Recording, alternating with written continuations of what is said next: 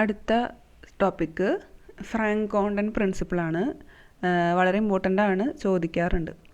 അപ്പോൾ ഈ ഇലക്ട്രോണിക്കിൽ വരുന്നത് തന്നെയാണ് ഫ്രാങ്ക് കോണ്ടൻ പ്രിൻസിപ്പിൾ.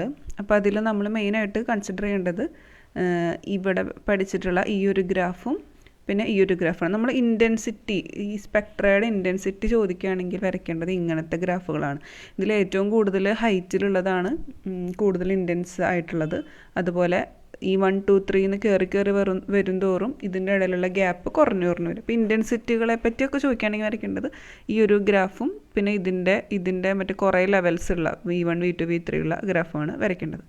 അപ്പോൾ ഫ്രാങ്ക് കോണ്ടൻ പ്രിൻസിപ്പിൾ മെയിനായിട്ട് പറയുന്നത് എന്താണ്? നമ്മളൊരു ഗ്രൗണ്ട് സ്റ്റേറ്റും എക്സൈറ്റഡ് സ്റ്റേറ്റും കൺസിഡർ ചെയ്യുകയാണ്. ഇലക്ട്രോണിക് സ്റ്റേറ്റുകളാണ് കൺസിഡർ ചെയ്യുന്നത്. അതിൻ്റെ ഉള്ളിൽ വൈബ്രേഷണൽ സ്റ്റേറ്റ് ഉണ്ട്, റൊട്ടേഷണൽ സ്റ്റേറ്റ് ഉണ്ട്, അങ്ങനത്തെ കാര്യങ്ങളൊക്കെ ഉണ്ട്. അപ്പോൾ താഴെ ഗ്രൗണ്ട് സ്റ്റേറ്റിൽ ഉണ്ടാവുന്ന ഇൻ്റർന്യൂക്ലിയർ ഡിസ്റ്റൻസ്, രണ്ട് ന്യൂക്ലിയസുകളുടെ ഇടയിലുള്ള ഡിസ്റ്റൻസ് എന്ന് പറയുന്നത് കുറച്ചും കൂടെ ലാർജ് ആയിരിക്കും എക്സൈറ്റഡ് സ്റ്റേറ്റിൽ. കാരണം ആ മോളിക്യൂൾ എക്സൈറ്റഡ് ആകുമ്പോൾ അവർ തമ്മിലുള്ള ബോണ്ടിങ് കുറയാണല്ലോ ചെയ്യുന്നത്. അത് ബ്രേക്ക് ആവാൻ പോവാണല്ലോ, ഇങ്ങനെ എക്സൈറ്റഡ് ആയിട്ട് ബ്രേക്ക് ആവില്ല ചെയ്യുക. അപ്പോൾ ഇൻ്റർന്യൂക്ലിയർ ഡിസ്റ്റൻസ് ഗ്രൗണ്ട് സ്റ്റേറ്റിനെയും എക്സൈറ്റഡ് സ്റ്റേറ്റിനെയും വെച്ച് കമ്പയർ ചെയ്യുമ്പോൾ എന്താണ്, ഇൻ്റർന്യൂക്ലിയർ ഡിസ്റ്റൻസ് എക്സൈറ്റഡ് സ്റ്റേറ്റിലേക്ക് ആകുമ്പോൾ കുറച്ച് കൂടുകയാണ് ചെയ്യുക. പക്ഷേ എല്ലാ സമയത്തും ഇങ്ങനെ നിർബന്ധമൊന്നുമില്ല. ചിലപ്പോൾ സെയിം ലെങ്ത് ആവാം, അങ്ങനെയൊക്കെ വ്യത്യാസങ്ങൾ വരാം. ചിലപ്പോൾ വളരെയധികം കൂടാം, അങ്ങനെയൊക്കെ സംഭവിക്കാം. അപ്പോൾ ഇതിൽ നമ്മൾ ഈ ബോണ്ട് ലെങ്ത്തിൻ്റെ ബേസിസാണ് നമുക്ക് പറയാൻ പറ്റുക. സെയിം ബോണ്ട് ലെങ്ത് ആണെങ്കിൽ അവർ തമ്മിൽ ഇൻ്റർന്യൂക്ലിയർ ഡിസ്റ്റൻസിന് വ്യത്യാസമില്ല. ലാർജർ ബോണ്ട് ലെങ്ത് ആണെങ്കിൽ അവരുടെ തമ്മിലുള്ള ഇൻ്റർന്യൂക്ലിയർ ഡിസ്റ്റൻസ് കൂടി, അവർ തമ്മിലുള്ള ബോണ്ടിൻ്റെ സ്ട്രെങ്ത്ത് കുറഞ്ഞു, അങ്ങനെയൊക്കെ പറയാം. അപ്പോൾ നമുക്ക് ഓരോ കേസ് ഇങ്ങനെ എടുത്ത് നോക്കുന്ന സമയത്ത് പല ഷേപ്പിലുള്ള കർവുകളാണ് നമുക്ക് കിട്ടുക. അപ്പോൾ അതിന് വേണ്ടിയിട്ട് നമ്മൾ ഇങ്ങനത്തെ ഒരു ഗ്രാഫ് നമ്മൾ കൺസിഡർ ചെയ്യുകയാണ്, സാധാ നമ്മുടെ വൈബ്രേഷണലിൻ്റെ ഇലക്ട്രോണിക്കിൻ്റെ ഗ്രാഫ്. അപ്പോൾ ഇതിൽ ഗ്രൗണ്ട് വൈബ്രേഷണൽ സ്റ്റേറ്റിൽ എന്താണ് പ്രത്യേകത? V=0 ആവുന്ന സമയത്ത് നമ്മൾ ആ ഒരു കർവിൻ്റെ സെൻറ്ററിലാണ് ആ ഒരു ഇലക്ട്രോണിൻ്റെ അല്ലെങ്കിൽ ആ ഒരു പാർട്ടിക്കിളിൻ്റെ ആ മോളിക്യൂളിൻ്റെ കാണാനുള്ള പ്രോബബിലിറ്റി എന്ന് പറയുന്നത്. പക്ഷേ ഈ quantum number, vibrational quantum number increase ആവും തോറും എന്ത് സംഭവിക്കും? എക്സ്ട്രീം പൊസിഷനിലേക്ക് ഇതിൻ്റെ പ്രോബബിലിറ്റി കൂടി വരും. അത് അതിൻ്റെ ശരിക്കും ഗ്രാഫ് വരയ്ക്കുമ്പോൾ നമുക്ക് മനസ്സിലാവും. ഇപ്പോൾ താഴെ നമ്മളിപ്പോൾ പ്രോബബിലിറ്റി ഡിസ്ട്രിബ്യൂഷൻ നോക്കുകയാണെങ്കിൽ ഈ കർവ് വെച്ച് നോക്കുകയാണ്. നമ്മളിപ്പോൾ ഈ ഒരു കർവിൽ ഈ ഒന്നാമത്തെ ലെവൽ, അത് V=0 എന്ന് പറഞ്ഞ ലെവലിൽ ആ മോളിക്യൂൾ കാണാനുള്ള പ്രോബബിലിറ്റി എന്താണ്, അതിൻ്റെ ഗ്രാഫാണ് വരച്ചിട്ടുള്ളത്. അപ്പോൾ അതിൽ സെൻറ്റർ പോർഷനിൽ മുകളിലേക്ക്, ഈ ഒരു കർവ് മുകളിലേക്കാണല്ലോ നിന്നിട്ടുള്ളത്, അതിൻ്റെ സെൻറ്റർ പോർഷനിലാണ് കർവ് മുകളിലേക്ക് നിന്നിട്ടുള്ളത്. അതിനർത്ഥം അവിടെയാണ് ഈ പാർട്ടിക്കിളിനെ കാണാനുള്ള പ്രോബബിലിറ്റി ഏറ്റവും കൂടുതൽ എന്നുള്ളതാണ്. പക്ഷേ തുടക്കത്തിൽ അതെന്താ ഇവിടെ ചെറുതായി വന്ന് പിന്നെ എന്ത് സംഭവിച്ചു? നിങ്ങൾക്ക് ടച്ച് ചെയ്യുന്ന കാണാമല്ലോ അല്ലേ? ഓക്കെ, ചെറിയ പ്രോബബിലിറ്റി കുറവാണ് തുടക്കത്തിൽ, 0 1 2 അങ്ങനെ കൂടി ഒരു സെൻറ്ററിലെത്തുമ്പോൾ ഹയസ്റ്റ് പീക്കായിട്ട് വന്നു, പിന്നെ വീണ്ടും കുറഞ്ഞു വന്നു. അപ്പോൾ എക്സ്ട്രീം പൊസിഷനിൽ, അതായത് രണ്ടറ്റത്ത് എന്താണ് പ്രോബബിലിറ്റി വളരെ കുറവും, മിഡിൽ പോർഷനിൽ പ്രോബബിലിറ്റി വളരെ കൂടുതലുമാണ്. അങ്ങനെയാണ് V=0 ഉള്ള കേസിൽ വരിക.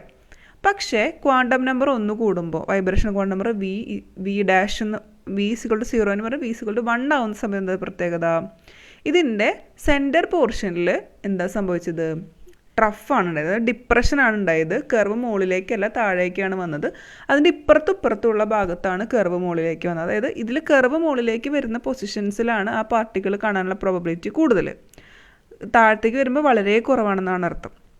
അപ്പോൾ സെൻറ്റർ പോർഷനിൽ കുറവും അപ്പുറത്തുള്ള എക്സ്ട്രീം പൊസിഷൻസിൽ അല്ലെങ്കിൽ എൻ പൊസിഷൻസിൽ പ്രോബബിലിറ്റി കൂടുതലുമാണ്. ഇനി V=2 ആകുമ്പോൾ എന്ത് പ്രത്യേകത? വീണ്ടും ഒന്നും കൂടെ കുറഞ്ഞ് എക്സ്ട്രീം അറ്റത്തും നല്ല പീക്കുകൾ കിട്ടി. അപ്പോൾ അവിടെയാണ് പ്രോബബിലിറ്റി കൂടുതൽ. വീണ്ടും കൂടുന്തോറും വീണ്ടും അറ്റത്തുള്ള കർവുകളുടെ ഹൈറ്റ് അല്ലെങ്കിൽ പീക്ക് കൂടി വരികയാണ് ചെയ്യുന്നത്. മിഡിൽ പോർഷനിൽ കുറഞ്ഞ് വരികയാണ് ചെയ്തത്. അതാണ് ഇവിടെ സ്റ്റേറ്റ്മെൻ്റ് ആയിട്ട് കൊടുത്തിട്ടുള്ളത്. Molecule is more likely to be found at the middle of the potential well ഇപ്പോൾ ഗ്രൗണ്ട് വൈബ്രേഷൻ സ്റ്റേറ്റ് ആണെങ്കിൽ. പക്ഷേ വൈബ്രേഷൻ ക്വാണ്ടം നമ്പർ കൂടുന്തോറും ഇത് സംഭവിച്ചു, എക്സ്ട്രീം പൊസിഷനിലാണ് ആ മോളിക്യൂളിനെ കാണാനുള്ള ടെൻഡൻസി അല്ലെങ്കിൽ പ്രോബബിലിറ്റി കൂടുതലായിട്ട് വരുന്നത്. അപ്പോൾ ഇതാണ് ഫ്രാങ്ക് കോണ്ടൻ പ്രിൻസിപ്പിളിൻ്റെ ഒരു പോയിന്റ്. എക്സ്ട്രീം പൊസിഷൻസിലാണ് പ്രോബബിലിറ്റി കൂടുതലുള്ളത് എപ്പോൾ വൈബ്രേഷൻ ക്വാണ്ടം നമ്പർ കൂടുന്തോറും. അതാണ് ഒന്നാമത്തെ പോയിന്റ്. ഇനി അടുത്ത പോയിന്റ് എന്ന് പറയുന്നത്, നമ്മൾ ഈ ഒരു മോളിക്യൂൾ, അപ്പോൾ ഈ ഫിഗർ നമ്മൾ കൺസിഡർ ചെയ്യുക. നേരത്തെ പറഞ്ഞ ഫിഗർ, നേരത്തെ കാണിച്ചിട്ടുള്ള ഫിഗർ തന്നെയാണ്. ഈ ഫിഗറിൽ ഡബിൾ പ്രൈം കൊടുക്കുന്നത് ഗ്രൗണ്ട് സ്റ്റേറ്റും സിംഗിൾ പ്രൈം കൊടുക്കുന്നത് എക്സൈറ്റഡ് സ്റ്റേറ്റുമാണ്. അപ്പോൾ താഴെ സീറോയിൽ നിന്ന് ഗ്രൗണ്ട് സ്റ്റേറ്റിലെ സീറോയിൽ v=0യിൽ നിന്ന് എക്സൈറ്റഡ് സ്റ്റേറ്റിലെ v=0യിലേക്കാണ് ഈ ഒരു ട്രാൻസിഷൻ നടക്കുന്നത്.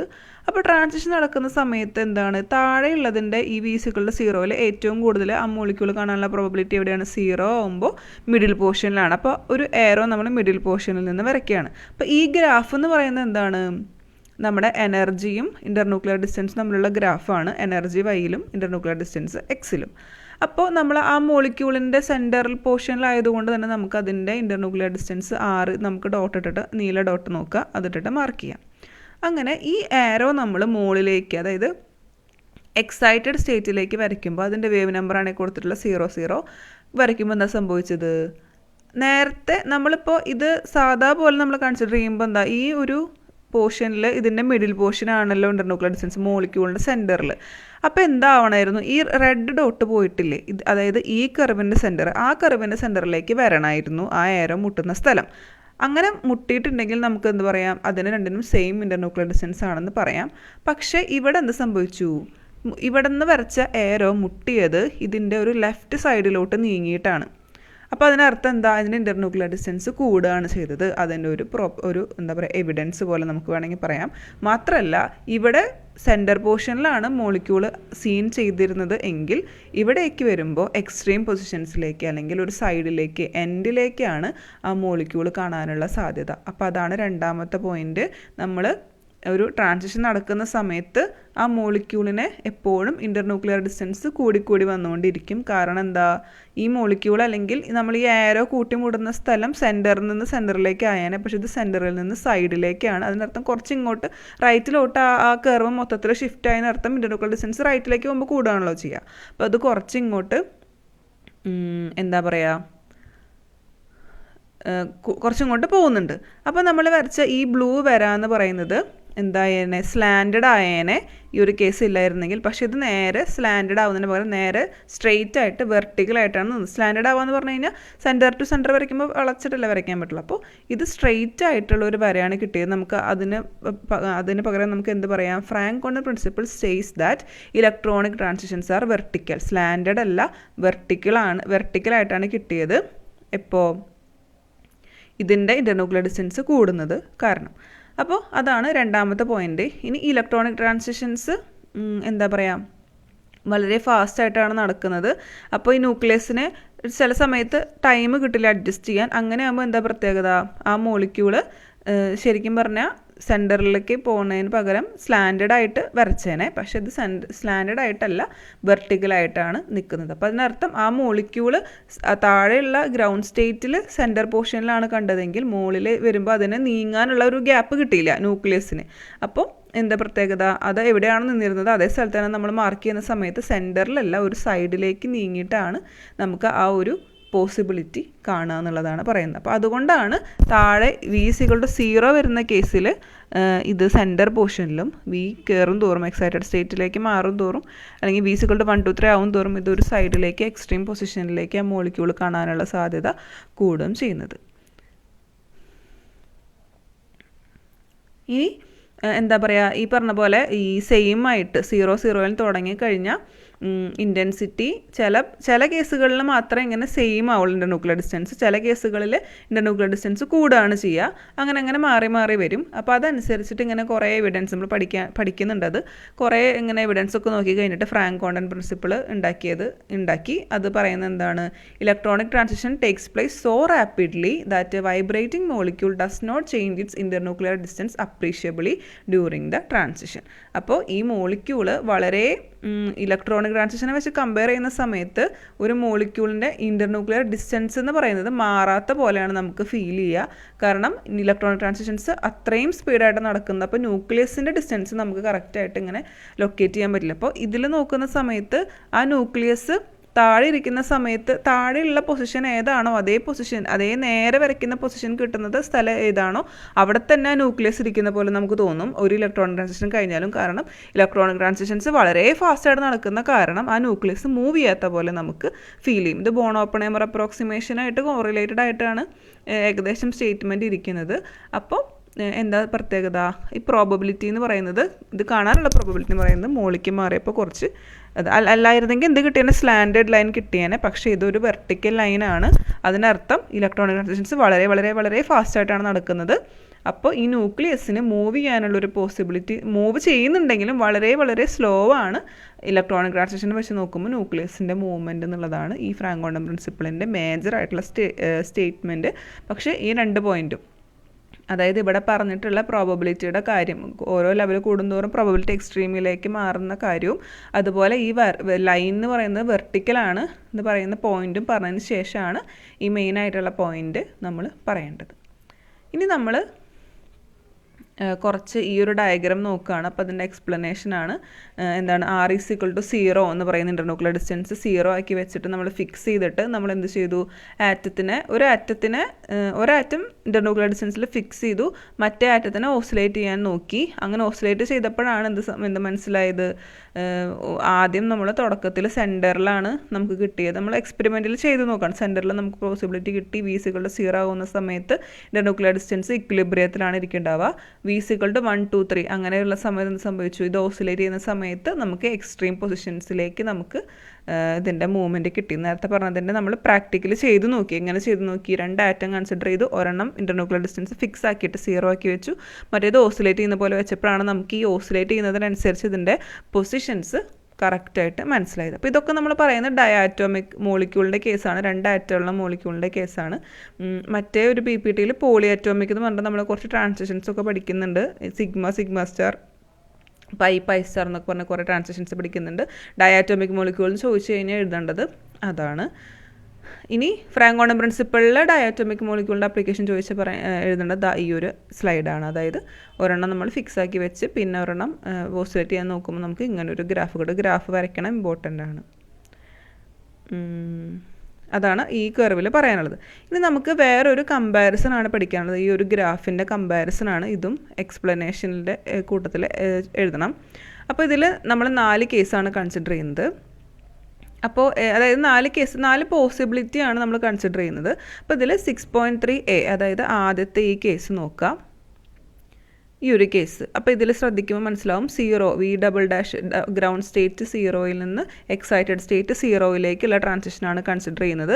അതിൻ്റെ പീക്ക് വരുന്നപ്പോൾ എന്ത് വന്നു, 0യിലാണ് ഏറ്റവും ഹയസ്റ്റ് ഇൻറ്റൻസിറ്റിയിൽ പീക്ക് കിട്ടിയത്, പിന്നെ കുറഞ്ഞു വന്നു. അതിൻ്റെ എക്സ്പ്ലനേഷനാണ് ഇവിടെ എഴുതിയിട്ടുള്ളത്. അപ്പോൾ എന്താണ്, ഒരു ഇക്വിലിബ്രിയം ഇൻ്റർന്യൂക്ലിയർ ഡിസ്റ്റൻസിൽ വരുന്ന കേസിൽ എന്താണ്, മുകളിലും താഴെയും സെയിം ആണ്. സെൻറ്ററിൽ നിന്ന് സെൻറ്ററിലേക്കാണ് പോയത് പ്രോബബിലിറ്റി.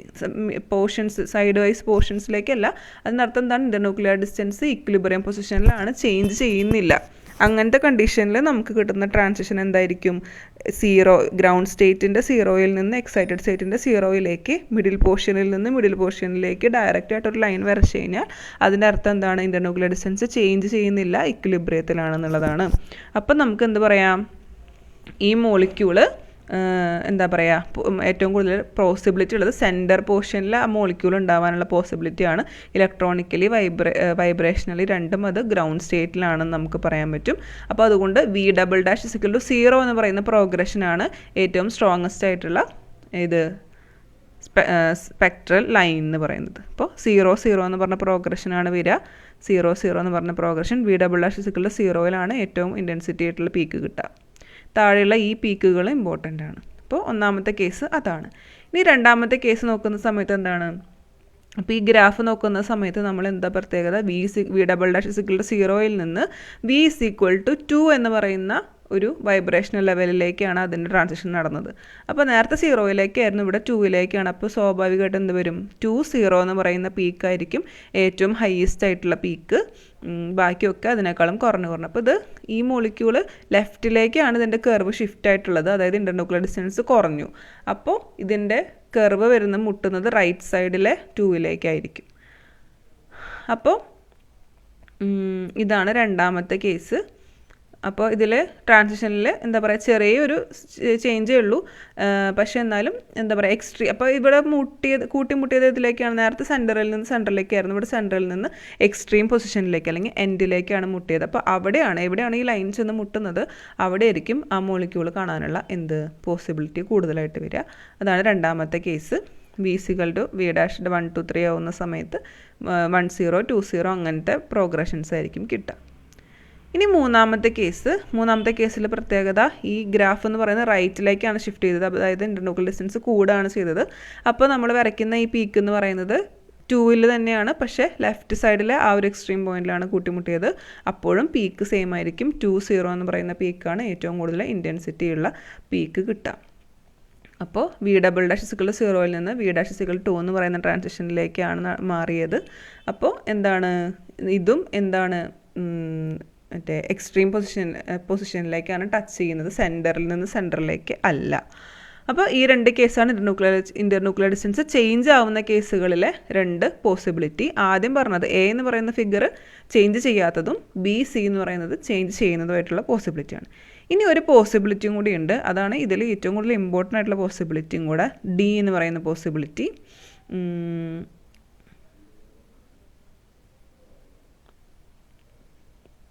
D എന്ന് പറയുന്നത് ഇത് രണ്ടും ആൻഡ് എക്സ്പ്ലനേഷനാണ്. ഇത് ബിയുടെ എക്സ്പ്ലനേഷനാണ്, ഇത് സിയുടെ എക്സ്പ്ലനേഷൻ. അപ്പോൾ ബിയിൽ നമ്മൾ ഇന്റർന്യൂക്ലിയർ ഡിസ്റ്റൻസ് കുറഞ്ഞു, സിയിൽ ഇന്റർന്യൂക്ലിയർ ഡിസ്റ്റൻസ് കൂടി. അതാണ് അതിലുള്ള വ്യത്യാസം. അപ്പോൾ ലെഫ്റ്റിലേക്കും റൈറ്റിലേക്കും മാറി മാറി ആ ഗ്രാഫിന് ഒരു പൊസിഷൻ്റെ ചേഞ്ച് വരികയാണ്. ഇനി നാലാമത്തെ കേസ് എന്താണ്? നമ്മൾ ഇപ്പോൾ വരച്ച ഈ ഒരു 0ൽ നിന്നുള്ള ട്രാൻസിഷൻ ആദ്യത്തെ കേസിൽ 0ൽ നിന്ന് 0ലേക്കായിരുന്നു, രണ്ടാമത്തെ കേസിൽ 0ൽ നിന്ന് 2ലേക്കായിരുന്നു, പക്ഷേ ഇന്റർന്യൂക്ലിയർ ഡിസ്റ്റൻസ് കുറഞ്ഞു. മൂന്നാമത്തെ കേസിൽ 0ൽ നിന്ന് 2ലേക്ക് തന്നെ, പക്ഷേ ഇന്റർന്യൂക്ലിയർ ഡിസ്റ്റൻസ് കൂടി. ഇനി വരയ്ക്കുന്നത് 0ൽ നിന്ന് ഹയർ ആയിട്ടുള്ള ഏത് ലെവലിലേക്ക് വേണമെങ്കിലും ആവാം, 5 6 7 അതിൻ്റെ മുകളിലേക്കുള്ള, അതായത് അവിടെ എത്തുമ്പോഴേക്കും നമ്മുടെ ഈ ഗ്യാപ്പുകൾ തമ്മിൽ വളരെ വളരെ കുറഞ്ഞ് കൺജസ്റ്റഡ് ആയിട്ട് വരികയാണ് ചെയ്യുക. അപ്പോൾ ആ ഒരു പൊസിഷനിലേക്ക് ട്രാൻസിഷൻ നടന്നാൽ എന്ത് സംഭവിക്കും? ഇത്ര നേരം നമ്മൾ ലോവർ ലെവലുകളിലുള്ള ട്രാൻസിഷനാണ് പറഞ്ഞത്. ഇനി ഹയർ ലെവലിലേക്ക് ട്രാൻസിഷൻ നടക്കുമ്പോൾ എന്താ പ്രത്യേകത എന്നുള്ളതാണ് ലാസ്റ്റത്തെ എക്സാമ്പിൾ പറയുന്നത്. അപ്പോൾ എന്താ പ്രത്യേകത? ഹയസ്റ്റ് V' വാല്യൂയിലേക്ക് വന്ന സമയത്ത് നമുക്ക് ആ മോളിക്യൂളിൻ്റെ സ്പെക്ട്രം ആ ഒരു ലൈൻ എന്ന് പറഞ്ഞ് കറക്റ്റായിട്ട് നമുക്ക് എന്താ പറയുക പോയിൻ്റ് ഔട്ട് ചെയ്യാൻ പറ്റില്ല. ഇപ്പോൾ ട്രാൻസിഷൻ നടക്കുന്നുണ്ട്, പക്ഷേ എന്താണ് നടക്കുന്നതെന്ന് നമുക്ക് കറക്റ്റ് മനസ്സിലാവുന്നില്ല. അപ്പോൾ നമ്മളിങ്ങനെ ഈ മോഴ്സ് കർവ് വരയ്ക്കുന്ന സമയത്ത് ഈ ഒരു ഗ്രാഫ് ഇങ്ങനെ കൂടി ഈ ഒരു സൈഡ് ഈ ഗ്രാഫിൻ്റെ റൈറ്റ് സൈഡ് നോക്കുകയാണെങ്കിൽ എന്താ പറയുക കൂടി ഇങ്ങനെ വളഞ്ഞു പോവുകയാണ് ചെയ്യുന്നത്. അതിനർത്ഥം എന്താ? വളഞ്ഞു പോകുന്ന പൊസിഷൻ എന്ന് പറയുന്നത് അതിൻ്റെ ഇടയിലുള്ള ബോണ്ട്, ആ അറ്റോമിക് മോളിക്യൂളിൻ്റെ ബോണ്ട് ബ്രേക്ക് ആവുന്ന സമയത്താണ് ഈ ഗ്രാഫ് നമ്മളിങ്ങനെ സ്ട്രെയിറ്റ് ലൈൻ പോലെ ആയിട്ട് മാറുന്നത്. ഇപ്പം നമ്മൾ 0 1 2 ഇങ്ങനെ റൈറ്റ് സൈഡ് നോക്കാം കേട്ടോ, ഇതിൻ്റെ ഈ സൈഡ് ഇങ്ങനെ 0 1 2 3 അങ്ങനെ കൂടി പോയി ഇങ്ങനെ വളഞ്ഞ് അത് പിന്നെ അങ്ങോട്ട് സ്ട്രെയിറ്റ് ലൈൻ ആവുകയാണ് ചെയ്യുക. ആ സ്ട്രെയിറ്റ് ലൈൻ ആവുന്ന സമയത്ത് എന്താണ് സംഭവിക്കുക? ആ മോളിക്യൂൾ എക്സൈറ്റഡ് മോളിക്യൂളായിരുന്നു അതിന് എന്താണ് സംഭവിക്കുക? ബോണ്ട് ഡിസോസിയേഷൻ ചെയ്യുകയാണ് ചെയ്യുക. പിന്നെ ഇവിടെ നിന്ന് അങ്ങോട്ട് വൈബ്രേഷൻ ലെവൽസ് ഇല്ല, വൈബ്രേഷൻസ് ഒന്നും നടക്കില്ല, കാരണം അത് പൊട്ടിക്കഴിഞ്ഞു ബോണ്ട്. അപ്പോൾ അതുകൊണ്ടാണ് അവിടെ വളരെ കൺജസ്റ്റഡ് ആയി ലൈൻസ് വരച്ച് അവസാനം അവിടെ ലെവലില്ലാത്ത പോലെ ആവാനുള്ള സാധ്യത. അപ്പോൾ അതിന് എന്ത് കൈനറ്റിക് എനർജി വേണമെങ്കിലും ഉണ്ടാവാം, കാരണം അതിൽ ബോണ്ടില്ലല്ലോ. അപ്പോൾ അതിന് മൂവ്മെൻറ്റ് പോസിബിൾ ആണ്. അപ്പോൾ ആ സമയത്ത് എന്താണ്, ഇപ്പം ഇത്ര നേരം പറഞ്ഞ പോലെ ക്വാണ്ടൈസ്ഡ് ആയിട്ടുള്ള ട്രാൻസിഷൻസ് അല്ല, അതായത് ഓരോ ലെവലിൽ 1 2 3 അങ്ങനെ ലെവലുകളിൽ നടക്കുന്ന ട്രാൻസിഷൻ അല്ല, ക്വാണ്ടൈസ്ഡ് അല്ലാത്ത ട്രാൻസിഷൻ ആയതുകൊണ്ട് അവിടെ ഒരു കണ്ടിന്യൂവം ആണ് ഉണ്ടാവുക. കണ്ടിന്യൂവതായ ഒരു വാക്ക് ഇമ്പോർട്ടൻ്റ് ആണ്, കണ്ടിന്യൂവം നമ്മൾ വരയ്ക്കുന്നത്, അതായത് അവിടെ എന്ത് വേണമെങ്കിൽ ഉണ്ടാവും, അവിടെ ബ്രേക്ക് ചെയ്ത് കഴിഞ്ഞു ഇനി അവിടെ പോസിബിലിറ്റി ഇല്ല കൂടാനുള്ളത്. അങ്ങനെയുള്ള സമയത്ത് നമ്മൾ പറയുന്ന പേരാണ് കണ്ടിന്യൂവം എന്ന് പറയുന്നത്. അപ്പോൾ ഇത് വരയ്ക്കുന്നത് ഇങ്ങനെയാണ്. പീക്ക് ഹയസ്റ്റ് ആയതിനു ശേഷം അവിടെ ബോണ്ട് ബ്രേക്ക് ആയി എന്നാണ് ഈ ഒരു ഗ്രാഫിൻ്റെ അർത്ഥം. അപ്പോൾ ഇതെപ്പോഴാണ് സംഭവിക്കുക? 0ൽ നിന്ന് ഹയർ ആയിട്ടുള്ള വൈബ്രേഷൻ ലെവൽസിലേക്ക് മോളിക്യൂളിന് ട്രാൻസിഷൻ നടക്കുകയാണെങ്കിൽ, ഇലക്ട്രോണിക് ട്രാൻസിഷനാണ് നടന്നതെങ്കിലും ഇടയിൽ വൈബ്രേഷൻ ട്രാൻസിഷൻസ് ഒന്നും ഇല്ലാത്തത് കൊണ്ട് ആ മോളിക്യൂളിൻ്റെ ബോണ്ട് ബ്രേക്ക് ആവുന്നത് കൊണ്ട് നമുക്ക് കിട്ടുന്നത് ഒരു കണ്ടിന്യൂവമാണ്. കണ്ടിന്യൂവസ് ആയിട്ട് ഇങ്ങനെ ലൈൻ പോയിക്കൊണ്ടിരിക്കുകയാണ്. പിന്നെ ഒരു ഹയർ ലെവലോ അല്ലെങ്കിൽ ട്രാൻസിഷനോ ഒന്നും അല്ല, അവിടെ വൈബ്രേഷൻസ് പോസിബിൾ അല്ല ഇനി. അപ്പോൾ നമുക്കൊരു കണ്ടിന്യൂവം കിട്ടിയെന്നാണ് നമ്മൾ പറയുക. ഇതേപോലെ തന്നെ ഒരു കമ്പാരിസണാണ് താഴെ കൊടുത്തിട്ടുള്ള 3 എണ്ണം. അപ്പോൾ അതിൽ 3 കേസുകൾ കൊടുത്തിട്ടുണ്ട്.